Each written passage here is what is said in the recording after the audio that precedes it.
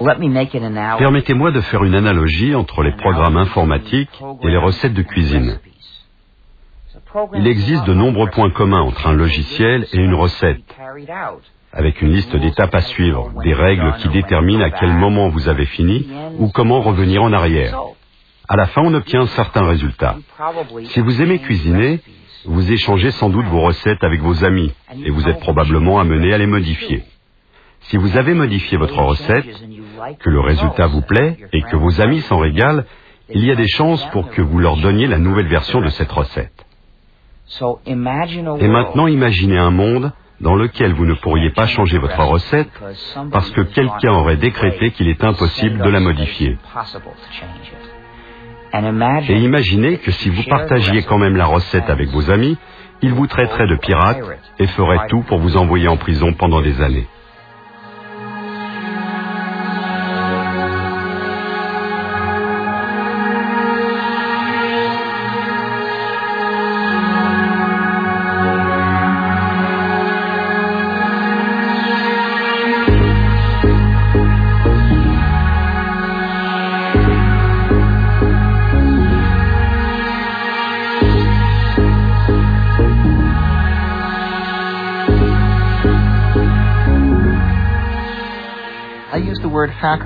J'utilise le mot hacker dans son sens premier pour décrire une personne qui pratique la programmation informatique comme une sorte de passion artistique et qui fait partie ou s'identifie à la culture des hackers, c'est-à-dire le groupe de programmeurs à l'origine d'Internet, de Linux et du World Wide Web.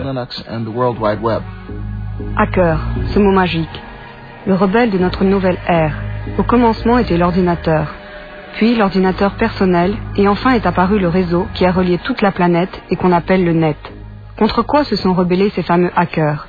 Pour que votre ordinateur marche, il a besoin d'un système d'exploitation. Nos hackers ont refusé que quelques sociétés, dont principalement Microsoft, mettent au point des systèmes d'exploitation d'ordinateurs sans livrer en même temps les codes de fabrication qui permettent d'adapter votre ordinateur à vos besoins. Ils n'ont eu de cesse alors de casser ces codes pour les mettre gratuitement, grâce au réseau, au net, à la disposition de tout à chacun. C'est ainsi qu'a débuté cette nouvelle guerre postmoderne entre Bill Gates, patron multimilliardaire de Microsoft, et quelques insolents et impertinents programmeurs qui refusent le système clos dans lequel veut les enfermer le mania de l'informatique.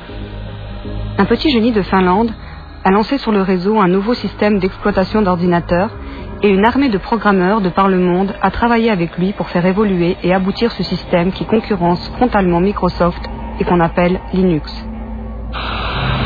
Linus Torvalds a créé un système informatique qui a pris toute l'industrie par surprise. Linux, un système d'exploitation aujourd'hui utilisé sur 8 millions d'ordinateurs à travers le monde. Le magazine Wired considère ce jeune homme comme le nouveau chaman Vin Minen et déclare que son système d'exploitation Linux est le plus magnifique produit d'Internet. Le fait que Torvalds distribue Linux gratuitement et révèle son code source sous-jacent en a fait quasiment un personnage culte. Linus Torvalds, génie de l'informatique, qui rêve de battre Bill Gates de Microsoft. Est-ce vraiment possible? Certains disent que Linus Torvalds a accompli un miracle.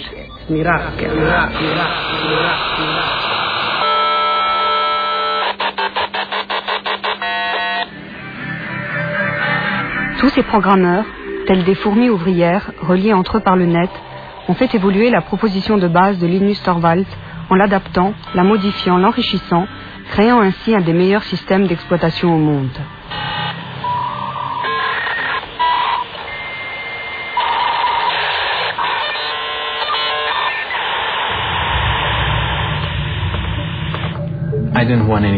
Je ne voulais pas que quelqu'un d'autre fasse la même chose que moi en essayant de trouver quelque chose comme Linux. Je me suis dit, peut-être qu'un autre étudiant en informatique a besoin d'un système d'exploitation et comme ça il ne partira pas de rien. Je ne voulais pas me battre contre des moulins à vent. Ce n'était pas Don Quichotte contre le reste du monde essayant de créer le meilleur des mondes possibles.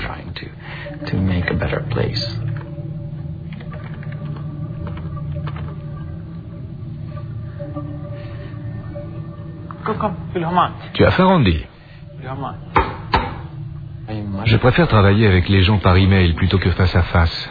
En face d'une personne, vous avez tendance à entrer dans toutes ces disputes typiques des réunions et à vous perdre dans des détails qui, somme toute, ne devraient pas avoir vraiment d'importance.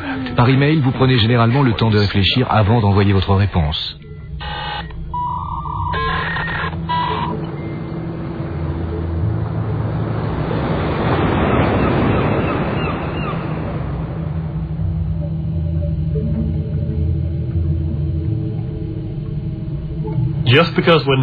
Le simple fait que nous ne soyons pas tous dans la même pièce ne veut pas dire que nous ne soyons pas ensemble au sens social du terme. C'est comme si nous partagions un très grand bureau. Il nous arrive même de nous disputer et de nous chamailler par Internet. C'est un énorme projet. À ma connaissance, aucun autre projet de création de logiciels n'a jamais fait travailler autant de gens répartis à la surface du globe, tous unis et passionnés dans le but de développer un nouveau logiciel. Ce qu'il y a de plus innovant dans la communauté Linux, ce n'est pas son code source, mais plutôt toute la machine sociale qui s'est développée autour.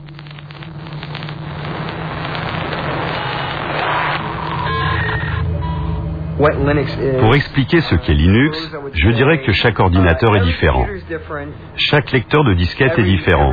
Chaque disque dur est différent. Chaque contrôleur vidéo est différent. Et Linux est la chose qui sait comment faire en sorte que tous ces composants de l'ordinateur exécutent une tâche simple, telle que enregistrer le fichier sur le bureau, ou lire le fichier qui se trouve sur cette disquette, ou encore dessiner cette image à l'écran. Linux sait comment parler à ces différents composants matériels et leur permet d'effectuer les opérations courantes pour lesquelles nous utilisons chaque jour nos ordinateurs.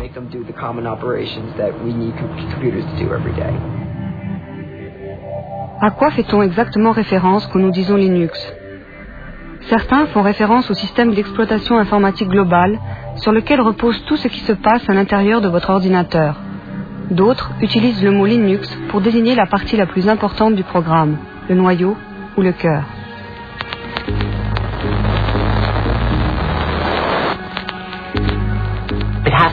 Il faut remonter à la personne par qui tout a commencé, qui a utilisé Internet pour créer une communauté d'individus où tous avaient le sentiment que leur contribution était validée. Et cette capacité à favoriser la coopération pouvait uniquement provenir d'une personne élevée en Finlande.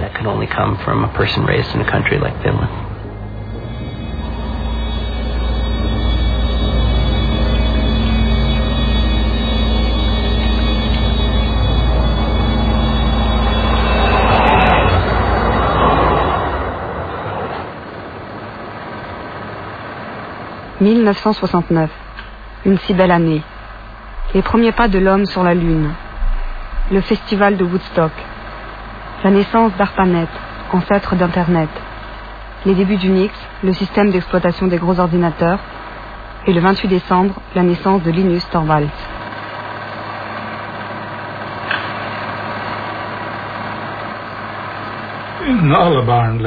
Tous les enfants apprennent surtout en jouant. C'est pourquoi il était vraiment très important que Linus entre dans le monde de l'informatique qu'au moment où les ordinateurs étaient encore assez simples.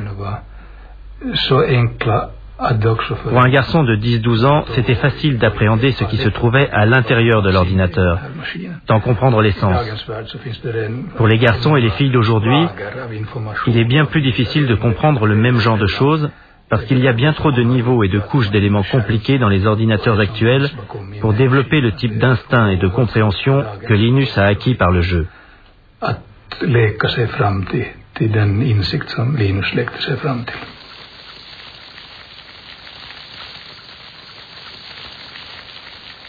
Je pense que ça a été le coup de foudre immédiat pour son père comme pour Linus.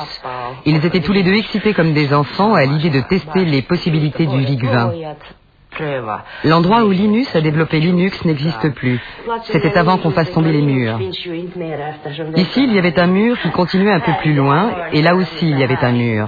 Et c'est à peu près ici, là où se trouve aujourd'hui le canapé, qu'étaient installés le bureau et les ordinateurs de Linus.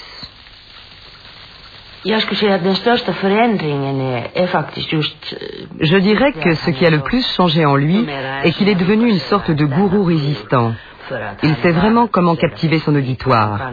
C'est un changement radical par rapport à ce qu'il était avant, c'est-à-dire plutôt timide et introverti, ne prenant généralement aucune initiative de lui-même, mais comptant plutôt sur ses amis. Relativt blyg och tillbakadragen och inte den som själv tog kontakt utan hans vänner var de som höll kontakt med honom. Bonjour à tous ceux qui utilisent Minix. Je mets au point un système d'exploitation gratuit.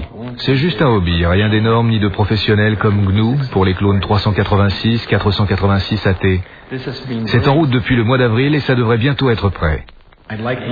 J'aimerais avoir toutes sortes de commentaires sur ce que les gens ont aimé, détesté dans Minix, car mon système d'exploitation lui ressemble un peu. Toutes les suggestions sont les bienvenues, mais je ne promets pas de toutes les mettre en œuvre. Signé linus.torvalds@krona.helsinki.fi. 1991. L'Union soviétique s'effondre. La guerre embrase le Golfe. Le physicien britannique Tim Berners-Lee met au point un système hypertexte qu'il appelle le World Wide Web. Microsoft est bien parti pour dominer le monde. Et le 17 septembre, Linus Torvalds envoie la première version de Linux, 0.01, au monde entier via Internet. Les premières réactions arrivent en moins de quelques heures.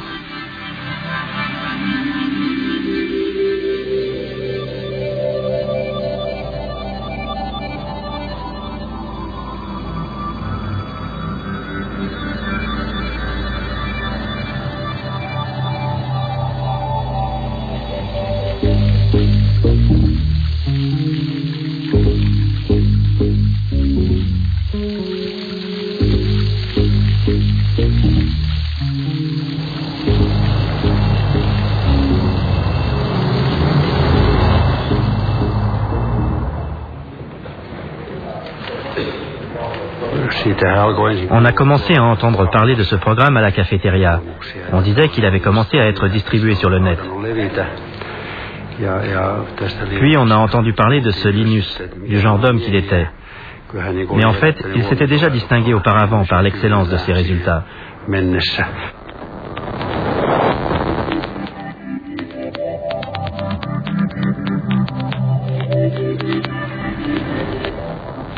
Linus Torvalds a créé Linux à partir du système d'exploitation Unix. Ken Thompson et Dennis Ritchie du laboratoire AT&T Bell avaient réalisé la première version du logiciel d'exploitation Unix en 1969. Libre d'accès, Unix était très populaire dans les milieux universitaires. Sa philosophie était fondée sur deux notions. D'abord, tout est fichier. Deuxièmement, quand vous concevez un programme, vous écrivez un programme qui a une seule tâche, mais qui remplit cette tâche au mieux.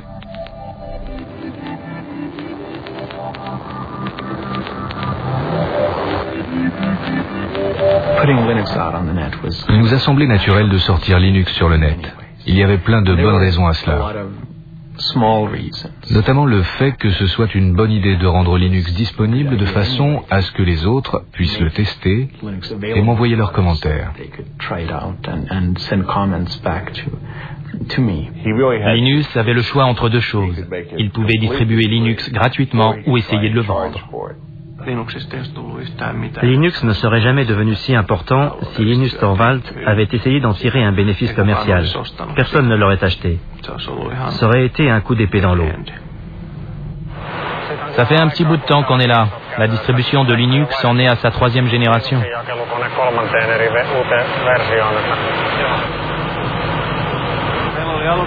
Nous avons eu du mal à trouver assez de place pour caser Linux. Au départ, Linus ne voulait pas distribuer Linux gratuitement. Il a réfléchi très longtemps pour savoir sous quel copyright le sortir.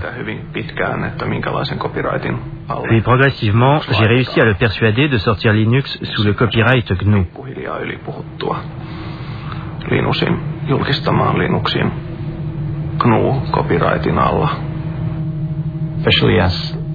Surtout parce que le programme de compilation que j'utilisais avait été sorti sous la licence GPL. J'ai donc fini par décider d'utiliser la GPL.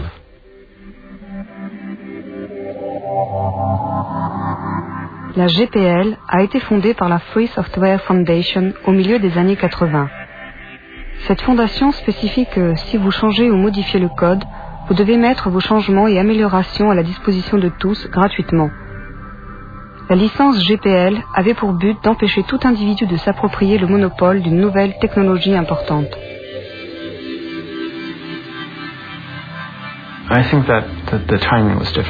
Je pense que le moment était le bon. Un an plus tôt, je ne pense pas que ça aurait pu marcher. Un an plus tard, quelqu'un d'autre aurait sorti quelque chose de similaire. Internet n'avait pas encore vraiment démarré auprès du grand public, mais il s'était déjà bien développé dans les réseaux universitaires.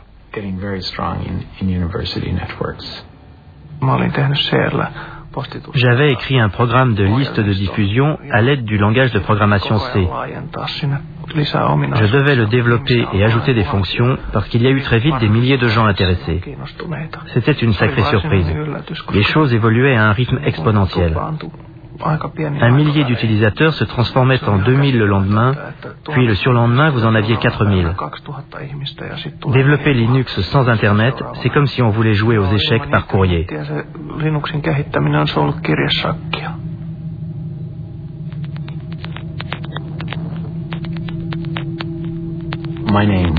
Mon premier choix de nom était Freaks, F-R-E-A-X, pour exprimer à la fois l'idée de free, libre et gratuit, et de freak, bizarre, sans oublier le X pour Unix. Je n'aimais pas l'idée de l'appeler Freaks. Ce n'était pas un nom très vendeur. Harry Lemke, qui a mis Linux sur site FTP, pensait que c'était une mauvaise idée et détestait vraiment ce nom. Quand il a lancé le site FTP, il l'a appelé Linux, parce qu'il savait que c'était le nom qui marcherait. Le nom est resté et Linux est nettement meilleur. The name stuck, and Linux is the much better name.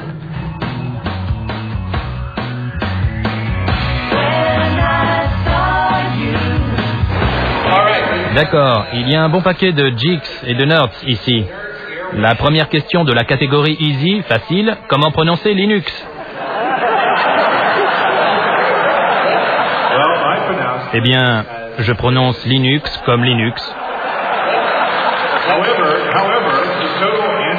Cependant, si vous êtes Linus Torvalds, vous le prononcerez sans doute Linux.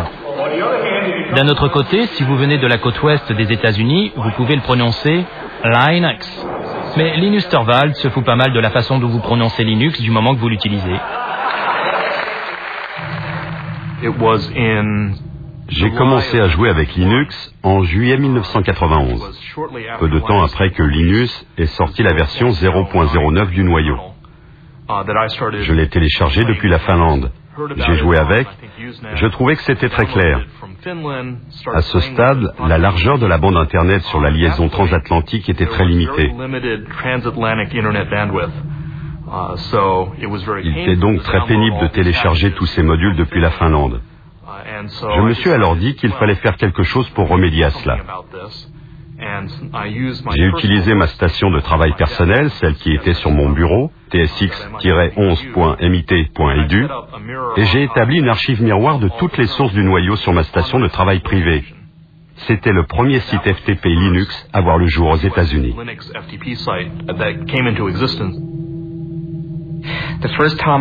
La première fois que j'ai reçu Linux, je l'ai téléchargé sur disquette. Ensuite, je l'ai installé sur l'une des machines du laboratoire informatique de l'Université de Pennsylvanie. D'ailleurs, je me suis fait jeter dehors ce jour-là. Mais voilà, c'était ma première expérience de Linux.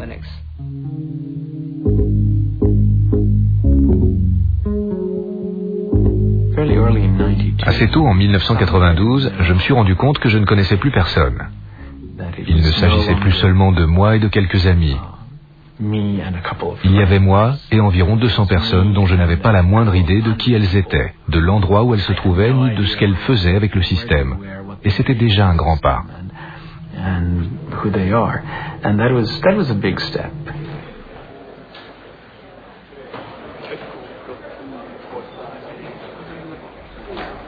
En 1994, la version 1.0 a été très importante à mes yeux, parce qu'elle nous a demandé énormément de travail. C'était sans aucun doute une étape cruciale dans l'utilisation commerciale de Linux. Avant la version 1.0, il était en effet très difficile d'utiliser Linux à des fins commerciales. Je vous souhaite la bienvenue au lancement du système d'exploitation Linux. Au départ, Linux a été développé pour Unix. particulièrement dans un contexte universitaire, parce que bien qu'il existe une version pour PC, son niveau de prix est très élevé. Vous pouvez acheter DOS pour un ordinateur personnel pour 200 marks, mais Unix peut facilement représenter un coût de 20 000 marks. Ce qui est quand même un peu trop cher pour un étudiant. Allez dans un magasin informatique et demandez-leur s'ils ont SCU Unix. Ils vous répondront « Non, par pitié ». En fait, c'est bien plus simple de l'écrire vous-même.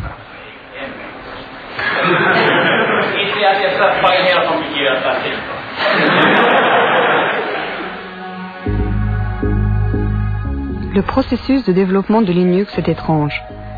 Il ne repose sur aucune hiérarchie apparente. Tout le monde peut soumettre ses suggestions de changement du code, mais il y a une personne qui dirige, qui prend les grandes décisions et qui sélectionne les meilleures idées. Linus, le dictateur bienfaisant.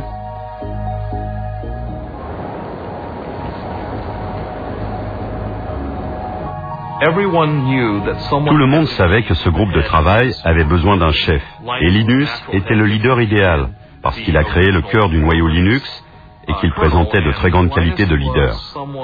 Pourtant, c'est quelqu'un d'assez humble dans la réalité. Il ne s'attribue jamais le mérite de ce qui ne lui revient pas.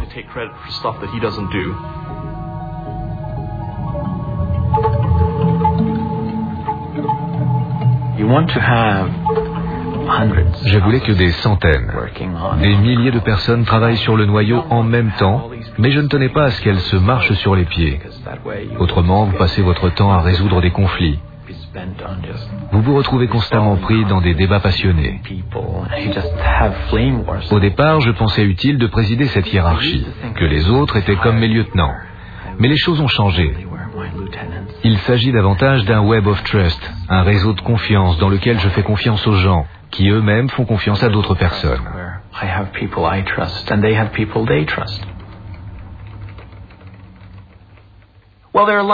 Beaucoup de choses motivent les développeurs.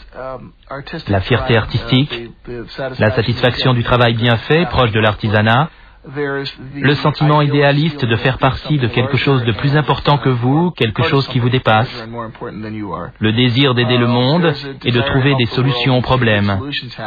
En l'absence de rémunération, dans la plupart des cas, les gens cherchent surtout à se forger une réputation auprès de leurs pairs.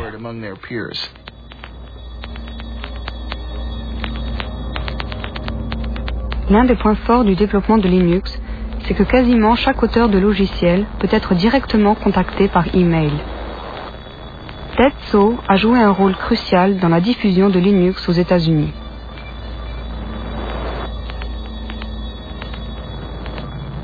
Pour être honnête, c'est très facile de dire « Si nous étions décisionnaires, nous ne ferions pas ces choses-là. » Mais on ne recevrait pas tous ces emails nous demandant « S'il vous plaît, je voudrais cette nouvelle fonctionnalité. » Donc je ne sais pas ce que je ferais si j'étais vraiment décisionnaire. Dave Miller étudie les changements que les développeurs souhaitent apporter au noyau, au cœur du système. Il fait office de relais entre les programmeurs de par le monde et le roi Linus. La façon dont nous travaillons est la suivante. Vous pouvez parler toute la journée d'une grande idée ou d'une solution géniale, mais vous devez nous proposer quelque chose. Montrez-moi quelque chose de concret, envoyez-moi un morceau de code, quelque chose de tangible que je puisse tester par moi-même, pour me faire une idée de ce dont il s'agit, plutôt que de parler toute la journée du sujet de façon abstraite. Alan Cox, hacker de génie, est le collaborateur le plus proche de Linus, son bras droit.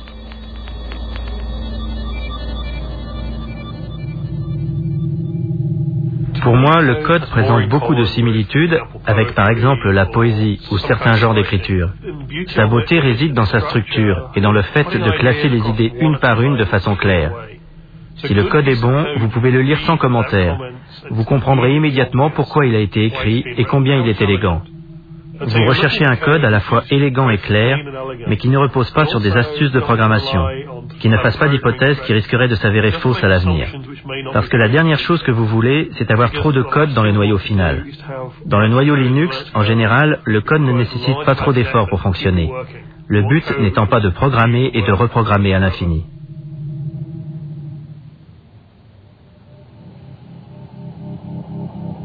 Après avoir dirigé le projet Linux pendant 5 ans à Helsinki en Finlande, Linus est embauché dans la Silicon Valley en Californie.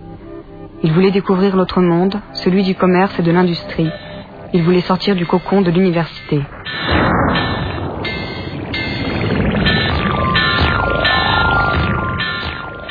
Vous êtes une figure peu orthodoxe dans l'univers de la Silicon Valley. Que vont-ils faire de vous? Ne risquez-vous pas d'être emporté par l'aspect commercial et complètement fou de la vallée?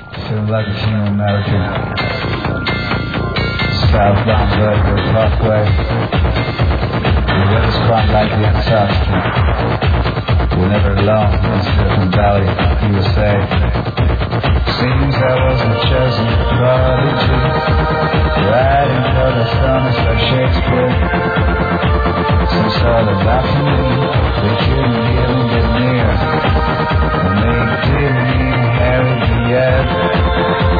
The bees, we found the web. We probably sell the shares as soon as you can. Get out and go on to the next thing. Retire young, truly be the king of America. The weather's quite like the Antarctica. Southbound Belleville Parkway. Linus a commencé à travailler pour Transmeta. Cette entreprise mystérieuse a refusé pendant de nombreuses années de révéler son activité. On savait pourtant qu'elle travaillait sur un code source fermé, à l'instar de Microsoft. Linus aurait-il changé de camp? Le monde des affaires a des lois bizarres. En même temps qu'il travaillait pour Transmeta, Linus pouvait, avec l'accord de son employeur, continuer de développer son propre logiciel. On a tout fait pour m'obliger à être l'icône de Linux et de la communauté open source dans son ensemble. Même si je n'étais pas celui qui avait initié l'idée de l'open source.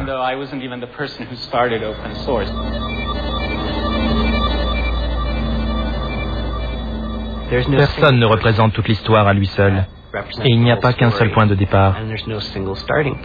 C'est comme le bambou. Vous ne savez pas où il commence ni où il finit.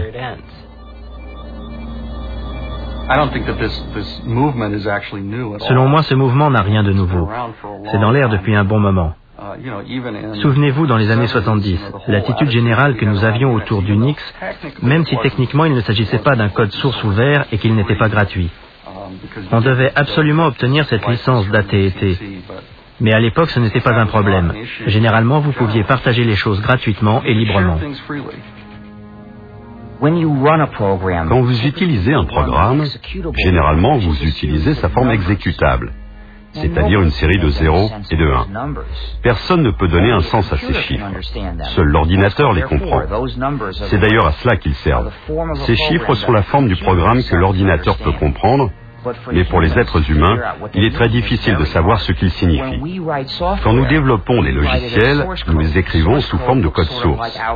Le code source est une sorte d'algèbre, c'est la forme compréhensible, à condition d'être programmeur. Pour vous aider, il y a généralement énormément de commentaires, des explications incluses dans le code source pour aider les gens à comprendre pourquoi le programme a été écrit ainsi. Si vous n'avez que les exécutables, c'est-à-dire ce que Microsoft vous donne, et même si vous aviez la possibilité d'y apporter des changements, vous ne sauriez jamais quelles modifications opérer. C'est bien trop difficile. Pour pouvoir modifier le logiciel et le rendre plus pratique et plus facile à utiliser, vous devez disposer du code source. Si vous vous penchez vraiment sur le projet, comme je l'ai déjà dit, Linus a développé le noyau, mais pas l'intégralité du système. Je pense que ce qu'il y a de plus intéressant ici, c'est le fait que Richard Stallman ait lancé le mouvement. Avez-vous entendu parler de Richard Stallman? Il voulait que tout le monde ait le droit d'utiliser le logiciel et de le copier sans enfreindre la loi. Pour faire des changements, les distribuer, améliorer le logiciel. Il voulait donner des droits aux gens. Il avait décidé d'anéantir le capitalisme américain corrompu de l'industrie informatique. Il a démissionné de son travail, mais il a continué de programmer. Rejoins-nous, partage le logiciel. Libère-toi, hacker. Libère-toi. Join us now and share the software. You'll be free, hackers, you'll be free. J'ai tendance à envisager les choses en termes de justice, de liberté et d'éthique. J'ai lancé l'idée en novembre 1983, mais tout a commencé en janvier 1984, lorsque j'ai démissionné de mon poste au MIT pour commencer à développer un système d'exploitation gratuit que j'ai baptisé GNU. Ça c'est GNU, et c'est GPL, General Public License. Évidemment, le noyau se trouve sous GPL. L'idée du logiciel libre fait référence à la liberté, non au prix. C'est dommage qu'en anglais le mot free soit ambigu. Il a de nombreux sens différents. Il peut vouloir dire gratuit, mais également libre. Je préfère penser à parole libre plutôt qu'à bière gratuite.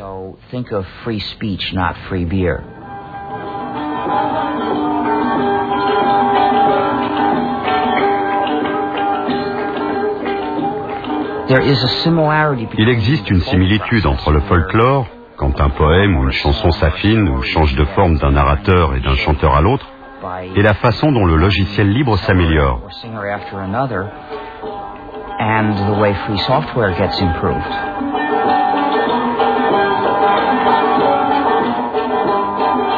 Souvent, le logiciel libre est développé par un groupe de personnes qui n'inclut aucun des développeurs de départ.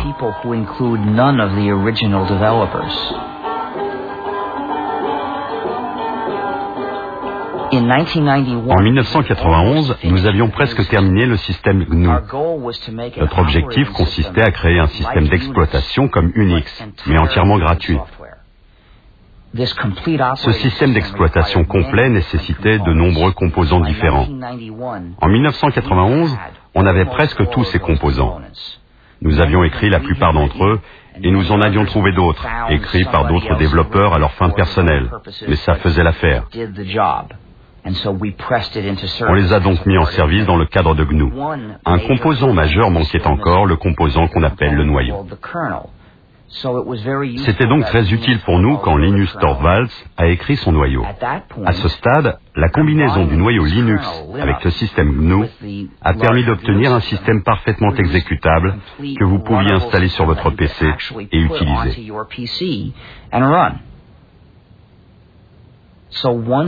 Une fois Linux développé, le système GNU était en fait finalisé et il a commencé à devenir de plus en plus populaire. Mais au même moment, quelque chose de malheureux s'est produit. Les gens qui utilisaient le système GNU ne se sont pas rendus compte qu'il s'agissait du système GNU. Ils ont commencé à appeler Linux l'ensemble de la combinaison. Et cette erreur s'est répandue. Pour ceux qui travaillaient sur le projet GNU, il était très difficile d'attirer l'attention de l'utilisateur sur ces questions éthiques et politiques.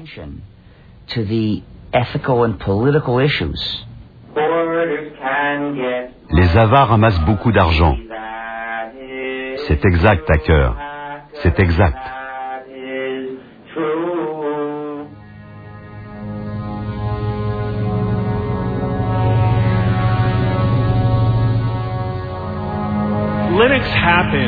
Linux a vu le jour sans l'aide de riches investisseurs, voire en dépit de cette aide. Comment faire pour préserver la magie si on investit autant d'argent dans Linux? Lorsque Linux a commencé à être commercialisé, les gens se sont dit « Oh non, on veut garder notre petit projet pour nous tout seuls et personne ne doit faire d'argent avec ». D'accord, mais dans le monde réel, les gens utilisent les choses pour faire de l'argent.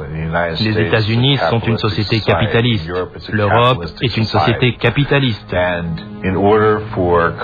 Pour que les entreprises puissent commencer à utiliser Linux, elles ont besoin d'avoir affaire à quelqu'un qui soit capable de leur apporter le support qu'elles attendent, de leur vendre le matériel, ce genre de choses.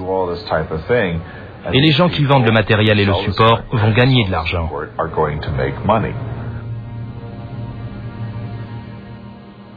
Peu d'entre nous sommes des hackers. En fait, rares sont ceux qui feront l'effort de télécharger leur propre version de Linux sur Internet. Encore plus rares sont ceux qui vont s'attaquer au code lui-même pour l'améliorer. Bien que Linux soit difficile à utiliser, les clients ont su estimer sa grande fiabilité et la souplesse de son code source. Pour les entreprises visionnaires, il y avait là une opportunité à ne pas manquer.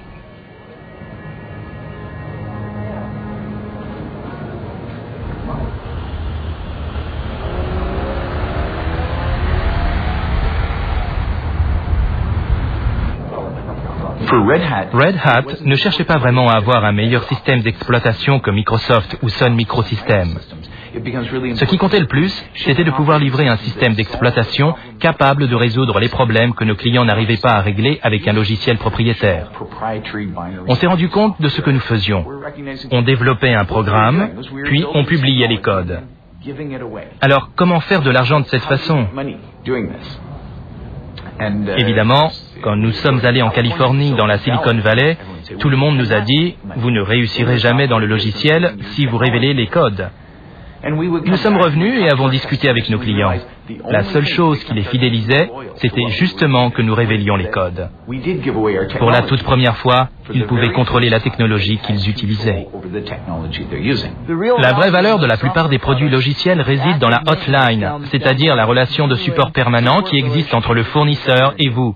Et c'est d'ailleurs ce qui donne au logiciel les caractéristiques de l'industrie de service et non pas celles de l'industrie de production. Linux prospère dans le domaine des serveurs d'applications Internet, mais parce qu'il n'est pas facile à utiliser par les particuliers, il ne possède qu'une petite part du marché bureautique grand public. Le projet GNOME, avec son interface graphique, essaie de combler cet écart. Mais que voulez-vous ? Les hackers sont élitistes et restent encore fidèles à Linux.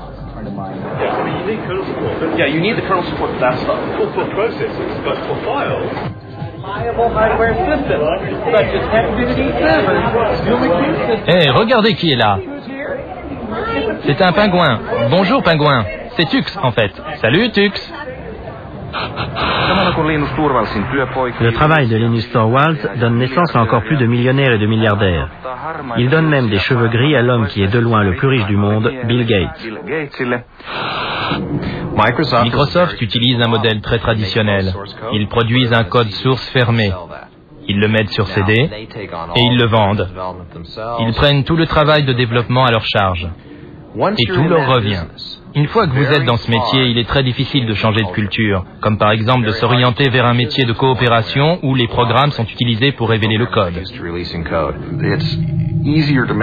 C'est facile de gagner de l'argent avec des produits dont le code source est fermé, que vous ayez ou non une grosse part de marché.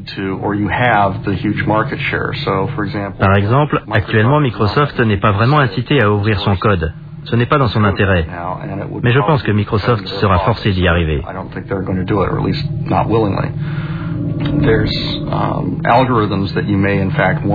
Vous avez intérêt à rester propriétaire de certains algorithmes. Par exemple, certaines entreprises ont énormément travaillé sur des algorithmes de compression, notamment pour le streaming multimédia. Elles ne tiennent pas à ce que les gens sachent comment elles ont fait, parce que c'est justement là que réside la valeur de leurs produits.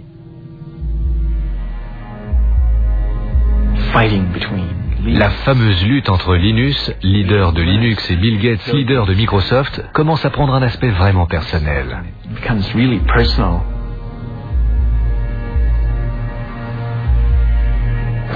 Une question de la catégorie bizarre. À qui appartiennent ces lèvres ? Je vais vous le dire.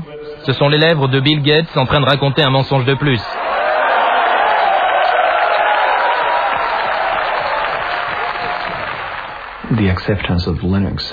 L'adoption de Linux a été considérablement favorisée par le fait que les gens avaient entendu parler de son existence dans la presse. Le côté David contre Goliath a un peu aidé, même si ce n'est pas vraiment le cas. Les gens attendent des autres qu'ils soient gentils et fassent les choses bien. Mais je ne pense pas que ce soit vrai, ni que ça devrait l'être. Le pouvoir de Linux, c'est que même si personne ne vous aide, vous aurez toujours votre propre copie de Linux et la possibilité d'en faire ce que vous voulez. Je veux éviter d'être le politique de Linux. Je veux être quelqu'un que tout le monde trouve sympa, quelqu'un qui ne triche pas. Linus, une dernière question. Je viens d'Inde. Y a-t-il beaucoup d'Indiens qui contribuent au développement du noyau?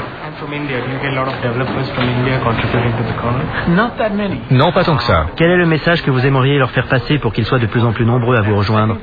À mon avis, c'est surtout un problème d'infrastructure. Ils n'ont pas forcément d'accès à Internet, ou alors ils disposent seulement d'une connexion très lente. Les gens ne sont peut-être pas habitués à ce type de collaboration sur Internet. Ça les rend un peu nerveux. Un message pour les motiver, pour faire venir plus de développeurs? Je ne sais pas quels sont les problèmes en Inde, mais il y a sans doute des problèmes locaux que seuls les Indiens pourront résoudre, des problèmes dont le continent américain ne se soucie pas le moins du monde. À mon avis, c'est très motivant quand quelqu'un dit « Hey, je peux résoudre ce problème, je peux créer ma propre version de Linux et elle me conviendra mieux. » D'accord? Ça marche pour un Indien ou n'importe quelle autre personne. C'est ça qui doit motiver les gens. Et puis quoi que je dise, vous ne devriez pas en tenir compte.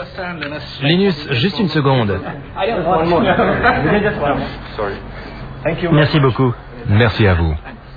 La prochaine fois que vous passerez en Inde, j'essaierai, mais... si vous prenez de longues vacances.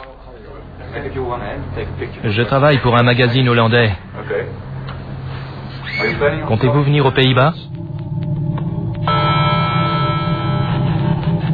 Le but premier de Linux n'a pas été bien entendu d'anéantir Microsoft. En fait, Linux a été conçu pour fonctionner sur du matériel bon marché et pour résoudre des problèmes courants.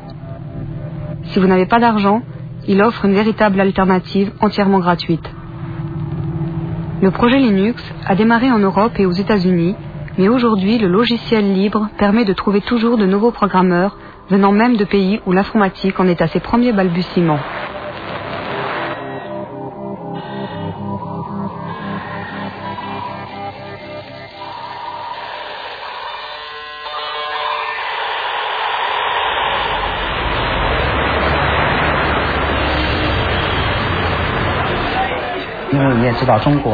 La société Red Flag est spécialisée dans la recherche, le développement et la commercialisation de systèmes d'exploitation basés sur Linux.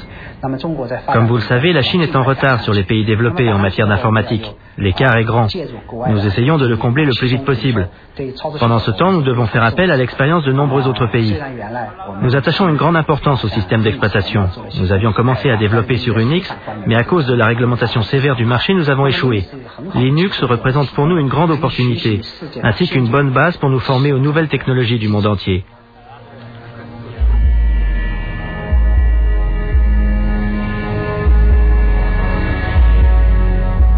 C'est le plus grand transfert de richesse que l'on ait jamais vu entre ce que l'on appelle le Nord industrialisé, disons l'Europe et les États-Unis, et le tiers-monde.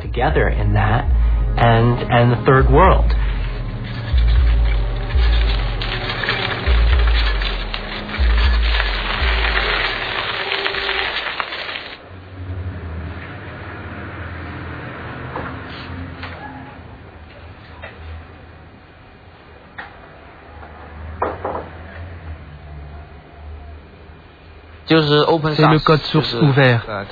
Je pense que c'est très important pour beaucoup de gens.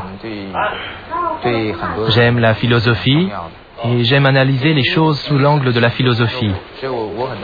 Je pense que l'ouverture du code source est en accord avec l'esprit de la science, c'est-à-dire l'accès libre et sans aucune restriction à l'information. Rien ne devrait être caché. C'est ma première impression de Linux.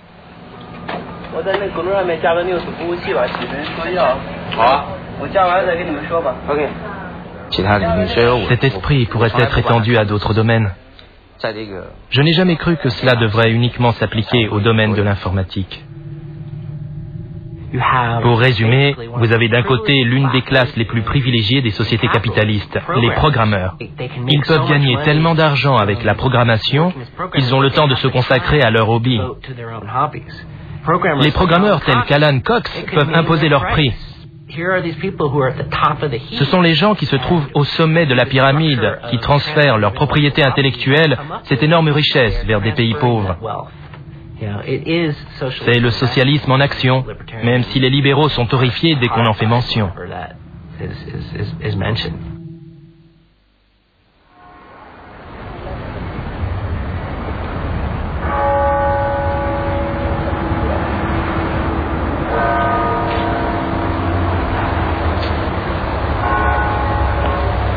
Les projets open source ont été comparés au développement de la science.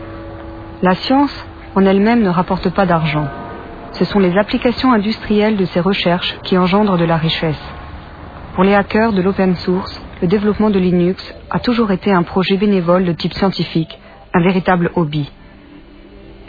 Les meilleurs développeurs Linux ont fini par être embauchés. En 1999, pendant le boom de la net économie, du e-business, certaines entreprises Linux ont été cotées en bourse. Wall Street a annoncé des valeurs records pour l'action Linux. Évidemment, ça n'a pas duré. Mais pendant quelque temps, certains hackers Linux ont été incroyablement riches, du moins sur papier.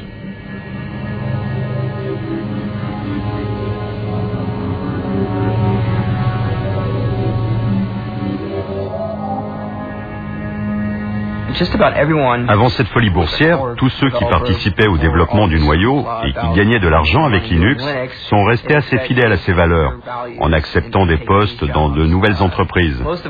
La plupart d'entre eux font à peu de choses près la même chose que ce qu'ils faisaient avant de décrocher ces emplois.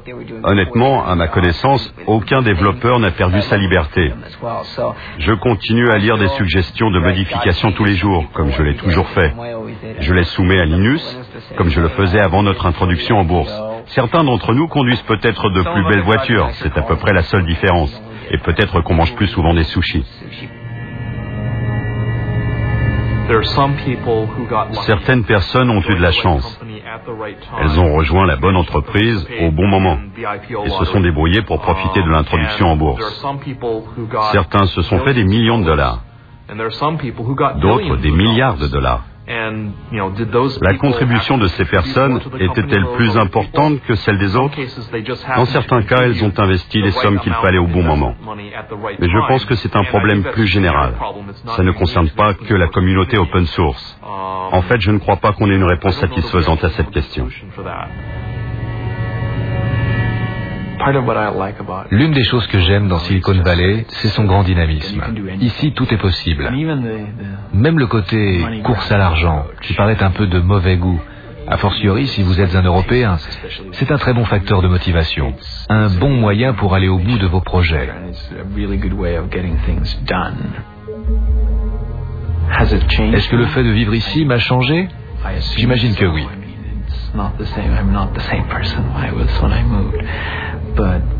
Je ne suis plus le même qu'à mon arrivée, mais je ne crois pas être plus intéressé par l'argent qu'avant.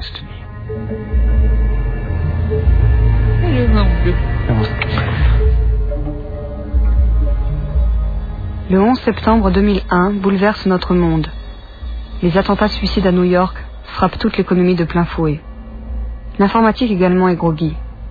Que restera-t-il du phénomène Linux?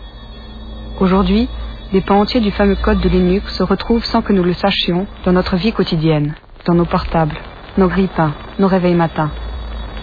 Le rêve de Linus Torvalds de libérer l'informatique a des chances de réussir, mais ce serait peut-être l'une des plus grandes opportunités manquées de notre époque si le logiciel libre ne libérait rien d'autre que du code.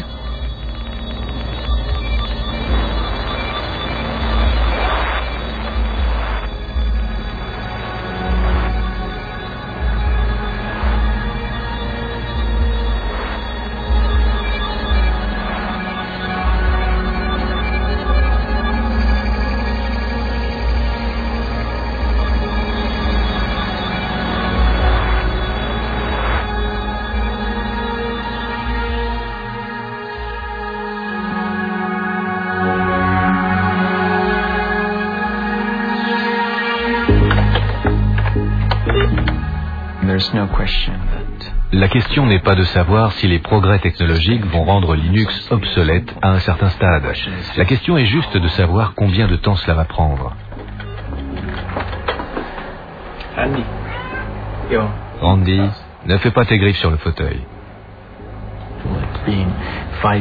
Dans 5 ans, 15 ans ou 50 ans, je pense que l'un des pouvoirs de l'open source, c'est que dans 50 ans, le meilleur système d'exploitation du moment pourra toujours tirer parti du code source de Linux.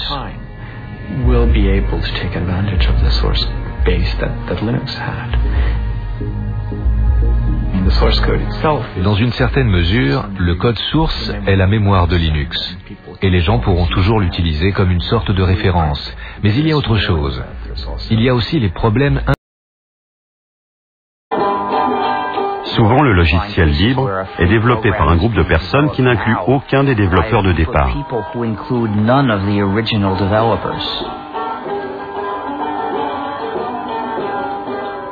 En 1991, nous avions presque terminé le système GNU. Notre objectif consistait à créer un système d'exploitation comme Unix, mais entièrement gratuit. Ce système d'exploitation complet nécessitait de nombreux composants différents. En 1991, on avait presque tous ces composants. Nous avions écrit la plupart d'entre eux et nous en avions trouvé d'autres, écrits par d'autres développeurs à leurs fins personnelles. Mais ça faisait l'affaire. On les a donc mis en service dans le cadre de GNU. Un composant majeur manquait encore, le composant qu'on appelle le noyau. C'était donc très utile pour nous quand Linus Torvalds a écrit son noyau. À ce stade, la combinaison du noyau Linux avec le système GNU a permis d'obtenir un système parfaitement exécutable que vous pouviez installer sur votre PC et utiliser.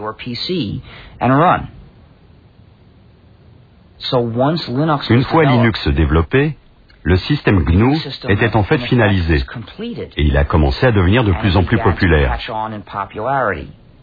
Mais au même moment, quelque chose de malheureux s'est produit. Les gens qui utilisaient le système GNU ne se sont pas rendus compte qu'il s'agissait du système GNU. Ils ont commencé à appeler Linux l'ensemble de la combinaison. Et cette erreur s'est répandue. Pour ceux qui travaillaient sur le projet GNU, il était très difficile d'attirer l'attention de l'utilisateur sur ces questions éthiques et politiques.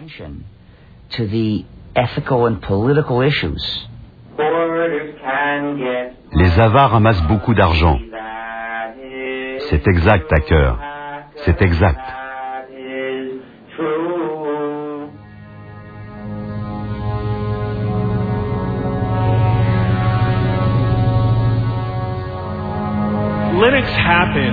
Linux a vu le jour sans l'aide de riches investisseurs, voire en dépit de cette aide. Comment faire pour préserver la magie si on investit autant d'argent dans Linux? Lorsque Linux a commencé à être commercialisé, les gens se sont dit « Oh non, on veut garder notre petit projet pour nous tout seuls et personne ne doit faire d'argent avec ». D'accord, mais dans le monde réel, les gens utilisent les choses pour faire de l'argent. Les États-Unis sont une société capitaliste. L'Europe est une société capitaliste. Pour que les entreprises puissent commencer à utiliser Linux, elles ont besoin d'avoir affaire à quelqu'un qui soit capable de leur apporter le support qu'elles attendent, de leur vendre le matériel, ce genre de choses. Et les gens qui vendent le matériel d'effectuer les opérations courantes pour lesquelles nous utilisons chaque jour nos ordinateurs.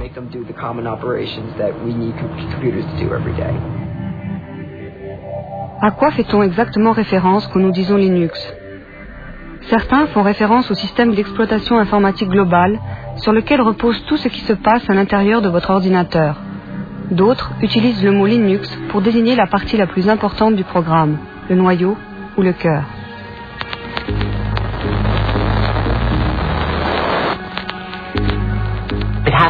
Il faut remonter à la personne par qui tout a commencé, qui a utilisé Internet pour créer une communauté d'individus où tous avaient le sentiment que leur contribution était validée. Et cette capacité à favoriser la coopération pouvait uniquement provenir d'une personne élevée en Finlande.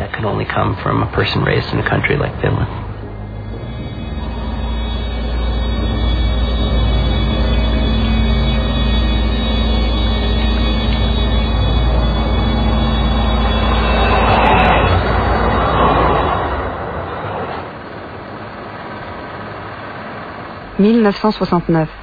Une si belle année. Les premiers pas de l'homme sur la Lune. Le festival de Woodstock. La naissance d'ARPANET, ancêtre d'Internet. Les débuts d'Unix, le système d'exploitation des gros ordinateurs. Et le 28 décembre, la naissance de Linus Torvalds.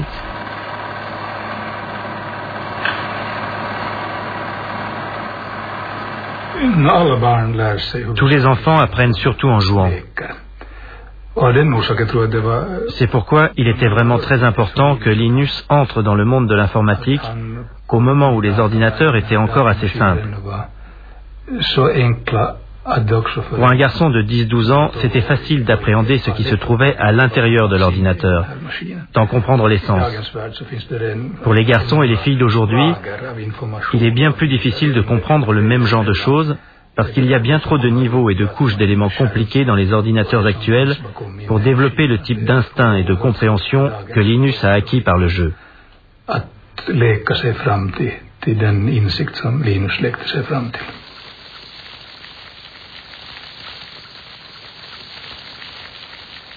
Je pense que ça a été le coup de foudre immédiat pour son père comme pour Linus. Ils étaient tous les deux excités comme des enfants à l'idée de tester les possibilités du VIC-20. L'endroit où Linus a développé Linux n'existe plus. C'était avant qu'on fasse tomber les murs. Ici, il y avait un mur qui continuait un peu plus loin, et là aussi, il y avait un mur. Et c'est à peu près ici, là où se trouve aujourd'hui le canapé, qu'étaient installés le bureau et les ordinateurs de Linus. Je dirais que une fois Linux développé, le système GNU était en fait finalisé et il a commencé à devenir de plus en plus populaire. Mais au même moment, quelque chose de malheureux s'est produit. Les gens qui utilisaient le système GNU ne se sont pas rendus compte qu'il s'agissait du système GNU. Ils ont commencé à appeler Linux l'ensemble de la combinaison. Et cette erreur s'est répandue. Pour ceux qui travaillaient sur le projet GNU, il était très difficile d'attirer l'attention de l'utilisateur sur ces questions éthiques et politiques.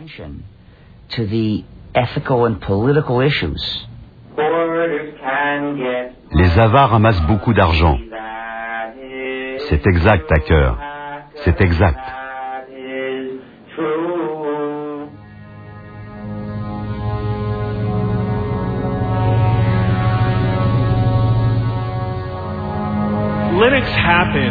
Linux a vu le jour sans l'aide de riches investisseurs, voire en dépit de cette aide.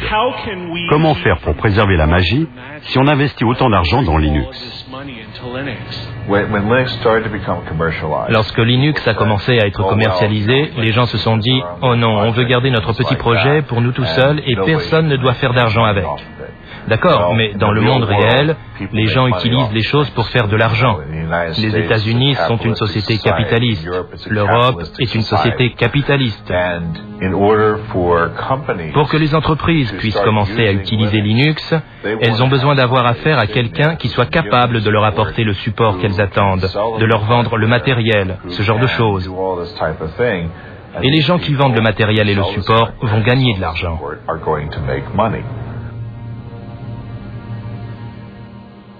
Peu d'entre nous sommes des hackers. En fait, rares sont ceux qui feront l'effort de télécharger leur propre version de Linux sur Internet. Encore plus rares sont ceux qui vont s'attaquer au code lui-même pour l'améliorer. Bien que Linux soit difficile à utiliser, les clients ont su estimer sa grande fiabilité et la souplesse de son code source. Pour les entreprises visionnaires, il y avait là une opportunité à ne pas manquer.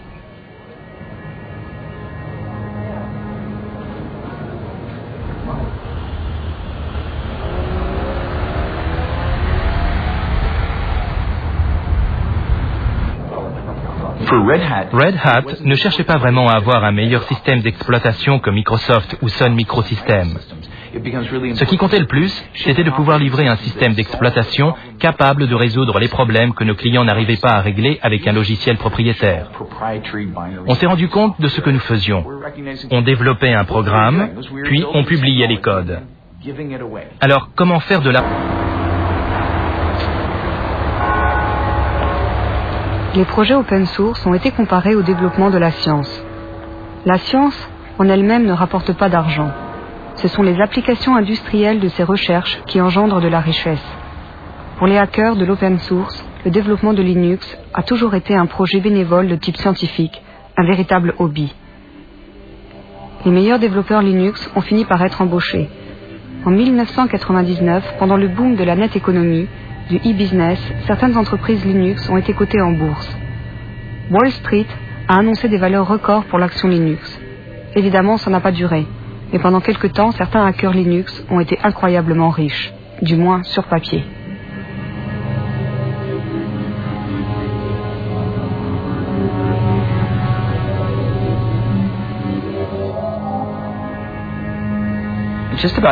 Avant cette folie boursière, tous ceux qui participaient au développement du noyau et qui gagnaient de l'argent avec Linux sont restés assez fidèles à ces valeurs, en acceptant des postes dans de nouvelles entreprises. La plupart d'entre eux font à peu de choses près la même chose que ce qu'ils faisaient avant de décrocher ces emplois. Honnêtement, à ma connaissance, aucun développeur n'a perdu sa liberté. Je continue à lire des suggestions de modifications tous les jours, comme je l'ai toujours fait. Je les soumets à Linus, comme je le faisais avant notre introduction en bourse. Certains d'entre nous conduisent peut-être de plus belles voitures, c'est à peu près la seule différence. Et peut-être qu'on mange plus souvent des sushis. Certaines personnes ont eu de la chance. Elles ont rejoint la bonne entreprise au bon moment et se sont débrouillées pour profiter de l'introduction en bourse. Certains se sont fait des millions de dollars, d'autres des milliards de dollars. La contribution de ces personnes était-elle plus importante que celle des autres? Dans certains cas, elles ont investi les sommes qu'il fallait au bon moment. Mais je pense que c'est un problème plus général. Ça ne concerne pas que la communauté open source. En fait, je ne crois pas qu'on ait une réponse satisfaisante à cette question. L'une des choses que j'aime dans Silicon Valley, c'est son grand dynamisme. Ici, tout est possible. Même le côté course à l'argent, qui paraît un peu de mauvais goût, a fortiori si vous êtes un Européen, c'est un très bon facteur de motivation, un bon moyen pour aller au bout de vos projets. Est-ce que le fait de vivre ici m'a changé? J'imagine que oui.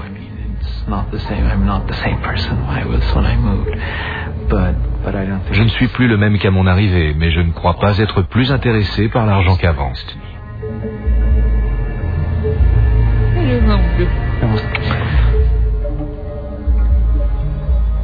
Le 11 septembre... Décisionnaire, nous ne ferions pas ces choses-là. Mais on ne recevrait pas tous ces emails nous demandant « S'il vous plaît, je voudrais cette nouvelle fonctionnalité ». Donc je ne sais pas ce que je ferais si j'étais vraiment décisionnaire. Dave Miller étudie les changements que les développeurs souhaitent apporter au noyau, au cœur du système. Il fait office de relais entre les programmeurs de par le monde et le roi Linus. La façon dont nous travaillons est la suivante. Vous pouvez parler toute la journée d'une grande idée ou d'une solution géniale, mais vous devez nous proposer quelque chose. Montrez-moi quelque chose de concret, envoyez-moi un morceau de code, quelque chose de tangible que je puisse tester par moi-même, pour me faire une idée de ce dont il s'agit, plutôt que de parler toute la journée du sujet de façon abstraite. Alan Cox, hacker de génie, est le collaborateur le plus proche de Linus, son bras droit.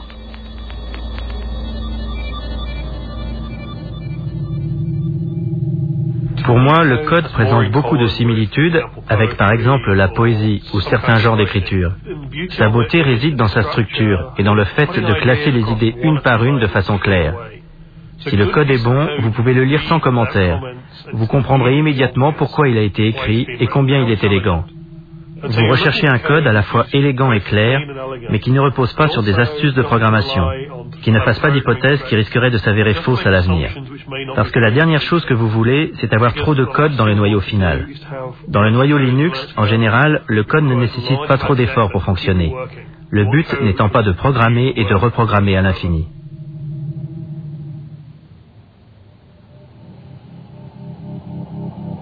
Après avoir dirigé le projet Linux pendant 5 ans à Helsinki en Finlande, Linus est embauché dans la Silicon Valley en Californie.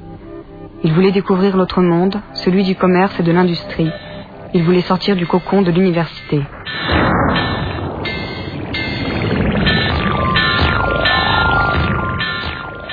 Vous êtes une figure peu orthodoxe dans l'univers de la Silicon Valley. Que vont-ils faire de vous? Ne risquez-vous pas d'être emporté par l'aspect commercial et complètement fou de la vallée?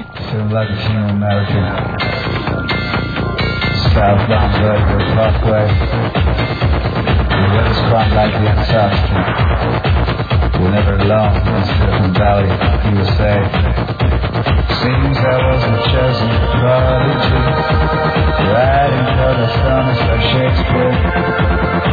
Some sort of balcony, they couldn't even get near.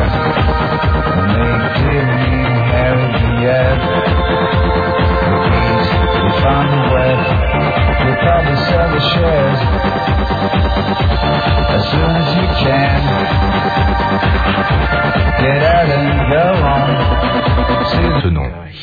Quand il a lancé le site FTP, il l'a appelé Linux, parce qu'il savait que c'était le nom qui marcherait. Le nom est resté, et Linux est nettement meilleur. The name stuck, and Linux is the much better name.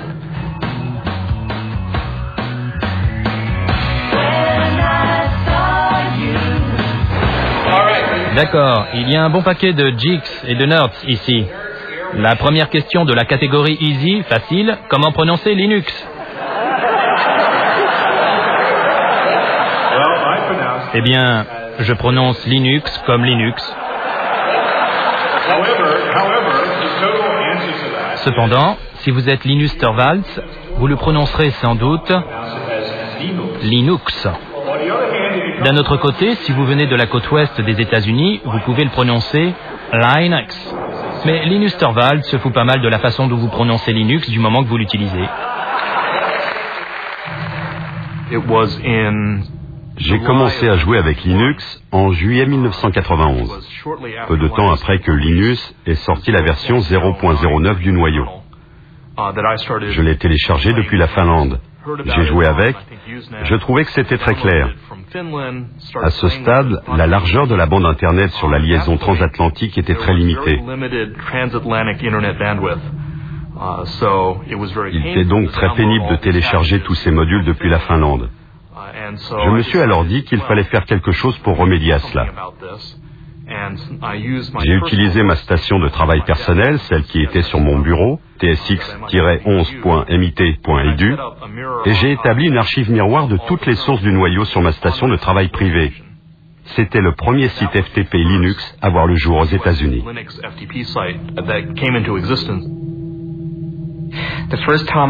La première fois que j'ai reçu Linux, je l'ai téléchargé sur disquette. Ensuite, je l'ai installé sur l'une des machines du laboratoire informatique de l'Université de Pennsylvanie. D'ailleurs, je me suis fait jeter dehors ce jour-là. Mais voilà, c'était ma première expérience de Linux.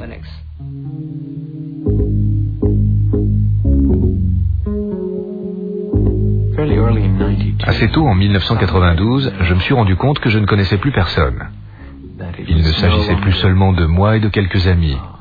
Il y avait moi et environ 200 personnes dont je n'avais pas la moindre idée de qui elles étaient, de l'endroit où elles se trouvaient, ni de ce qu'elles faisaient avec le système. Et c'était déjà un grand pas.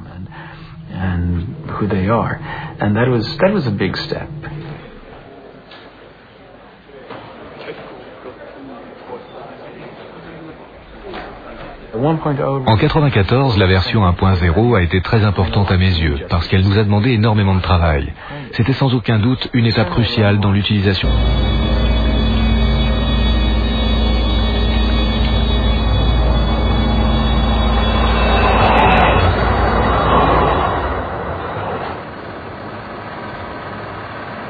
« 1969. Une si belle année. Les premiers pas de l'homme sur la Lune. Le festival de Woodstock, la naissance d'ARPANET, ancêtre d'Internet, les débuts d'Unix, le système d'exploitation des gros ordinateurs, et le 28 décembre, la naissance de Linus Torvalds.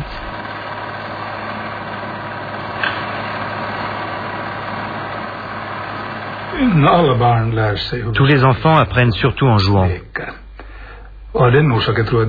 C'est pourquoi il était vraiment très important que Linus entre dans le monde de l'informatique qu'au moment où les ordinateurs étaient encore assez simples. Pour un garçon de 10-12 ans, c'était facile d'appréhender ce qui se trouvait à l'intérieur de l'ordinateur, d'en comprendre l'essence. Pour les garçons et les filles d'aujourd'hui, il est bien plus difficile de comprendre le même genre de choses, parce qu'il y a bien trop de niveaux et de couches d'éléments compliqués dans les ordinateurs actuels pour développer le type d'instinct et de compréhension que Linus a acquis par le jeu.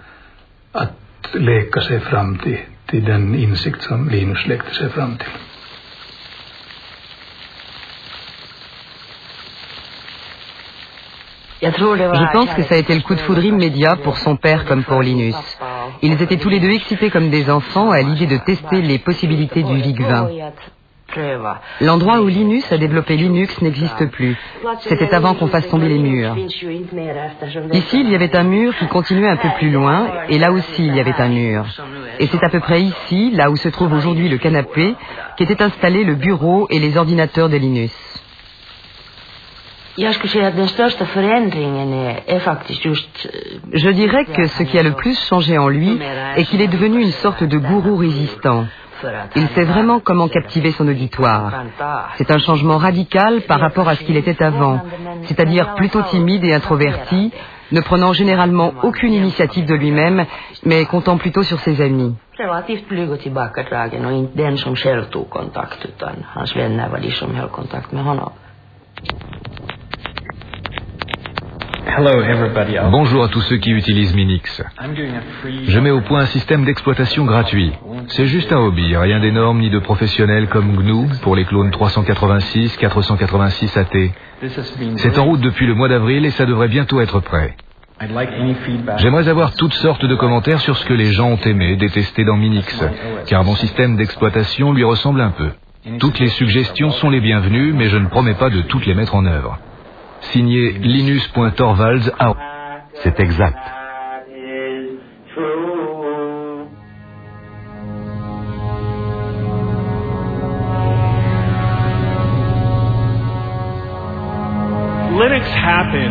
Linux a vu le jour sans l'aide de riches investisseurs, voire en dépit de cette aide. Comment faire pour préserver la magie si on investit autant d'argent dans Linux?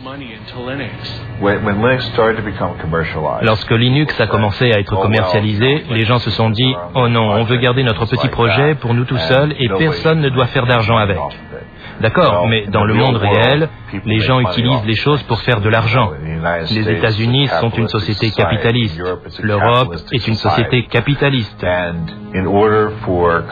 Pour que les entreprises puissent commencer à utiliser Linux, elles ont besoin d'avoir affaire à quelqu'un qui soit capable de leur apporter le support qu'elles attendent, de leur vendre le matériel, ce genre de choses. Et les gens qui vendent le matériel et le support vont gagner de l'argent.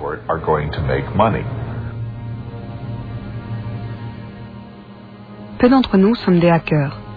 En fait, rares sont ceux qui feront l'effort de télécharger leur propre version de Linux sur Internet. Encore plus rares sont ceux qui vont s'attaquer au code lui-même pour l'améliorer. Bien que Linux soit difficile à utiliser, les clients ont su estimer sa grande fiabilité et la souplesse de son code source. Pour les entreprises visionnaires, il y avait là une opportunité à ne pas manquer.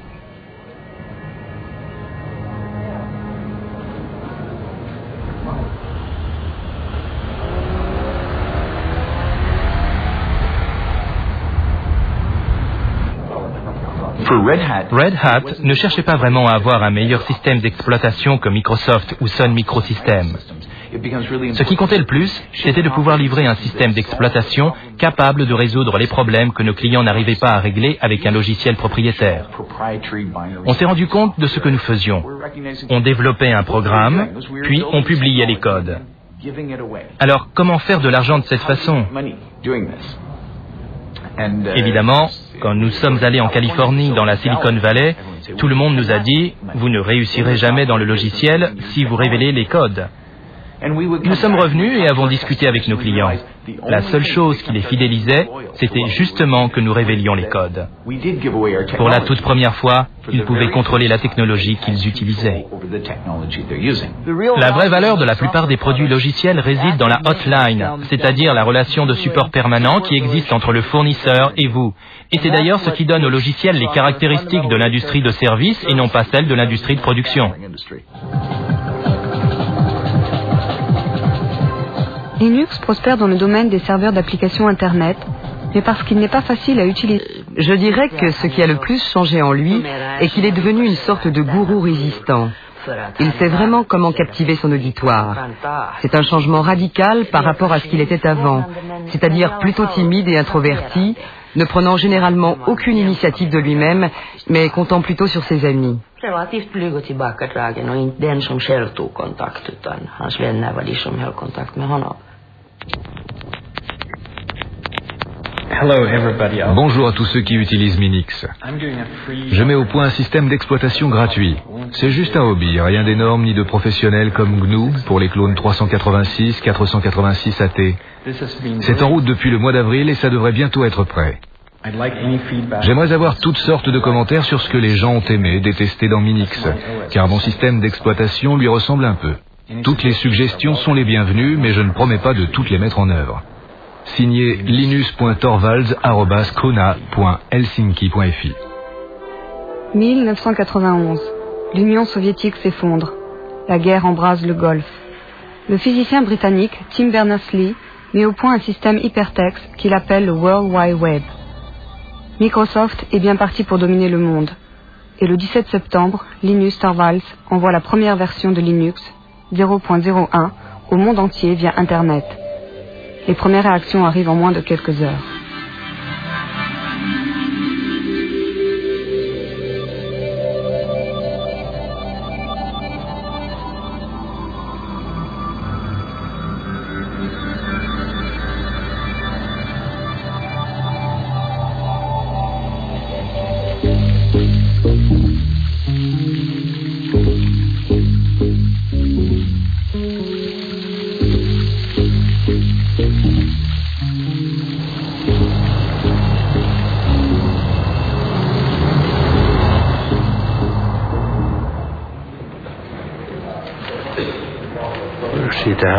On a commencé à entendre parler de ce programme à la cafétéria. On disait qu'il avait commencé à être distribué sur le net. Puis on a entendu parler de ce Linus, du genre d'homme qu'il était. Mais en fait, il s'était déjà distingué auparavant par l'excellence de ses résultats.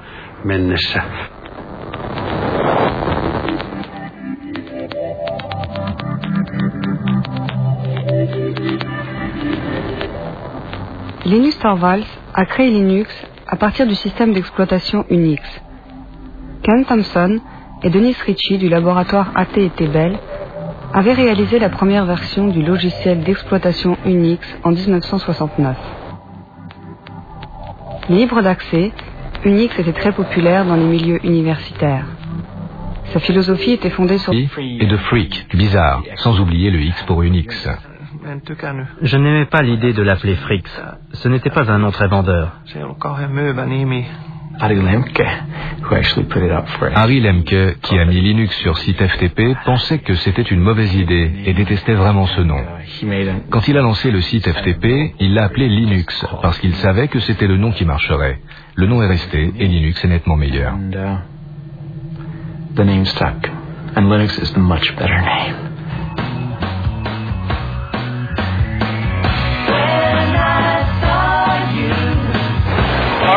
D'accord, il y a un bon paquet de geeks et de nerds ici.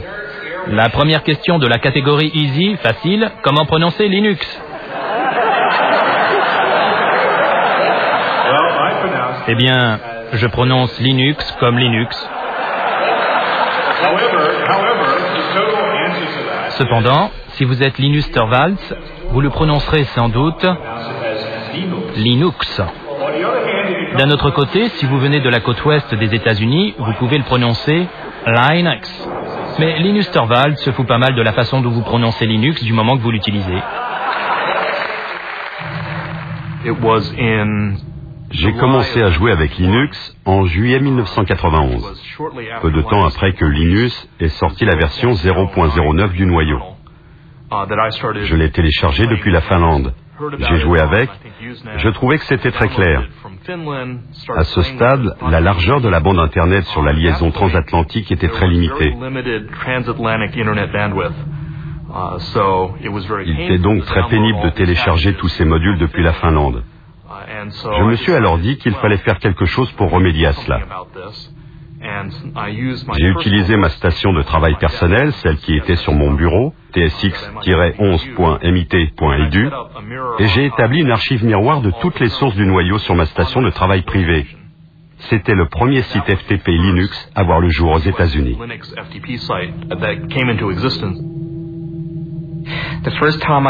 La première fois que j'ai reçu Linux, je l'ai téléchargé sur disquette.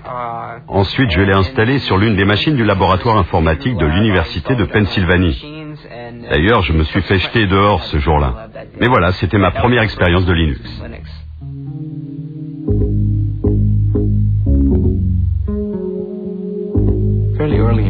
Assez tôt, en 1992, je me suis rendu compte que je ne connaissais plus personne. Il ne s'agissait plus seulement de moi et de quelques amis. Il y avait moi et environ 200 personnes dont je n'avais pas la moindre idée de qui elles étaient, de l'endroit où elles se trouvaient, ni de ce qu'elles faisaient avec le système. Et c'était déjà un grand pas. J'essaierai, mais... Si vous prenez de longues vacances. Je travaille pour un magazine hollandais. Comptez-vous venir aux Pays-Bas? Le but premier de Linux n'a pas été bien entendu d'anéantir Microsoft. En fait, Linux a été conçu pour fonctionner sur du matériel bon marché et pour résoudre des problèmes courants. Si vous n'avez pas d'argent, il offre une véritable alternative entièrement gratuite. Le projet Linux a démarré en Europe et aux États-Unis, mais aujourd'hui le logiciel libre permet de trouver toujours de nouveaux programmeurs venant même de pays où l'informatique en est à ses premiers balbutiements.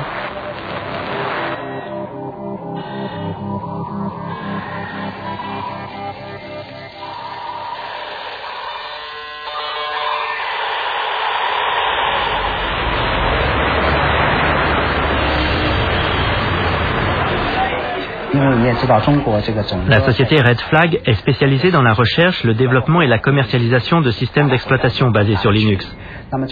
Comme vous le savez, la Chine est en retard sur les pays développés en matière d'informatique. L'écart est grand. Nous essayons de le combler le plus vite possible. Pendant ce temps, nous devons faire appel à l'expérience de nombreux autres pays. Nous attachons une grande importance au système d'exploitation. Nous avions commencé à développer sur Unix, mais à cause de la réglementation sévère du marché, nous avons échoué. Linux représente pour nous une grande opportunité, ainsi qu'une bonne base pour nous former aux nouvelles technologies du monde entier.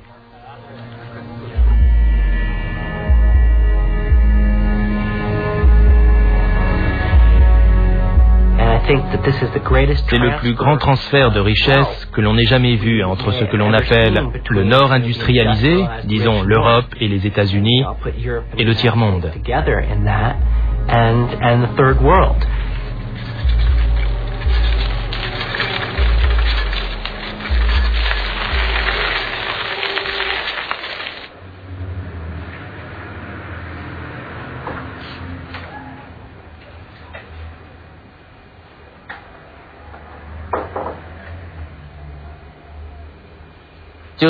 C'est le code source ouvert. Je pense que c'est très important pour beaucoup de gens. J'aime la philosophie et j'aime analyser les choses sous l'angle de la philosophie. Je pense que l'ouverture du code source est en accord avec l'esprit de la science, c'est-à-dire l'accès libre et sans aucune restriction à l'information. Rien ne devrait être caché. C'est ma première impression de Linux.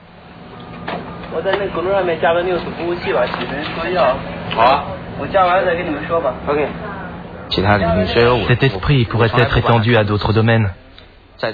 Je n'ai jamais cru que cela devrait uniquement s'appliquer au domaine de l'informatique.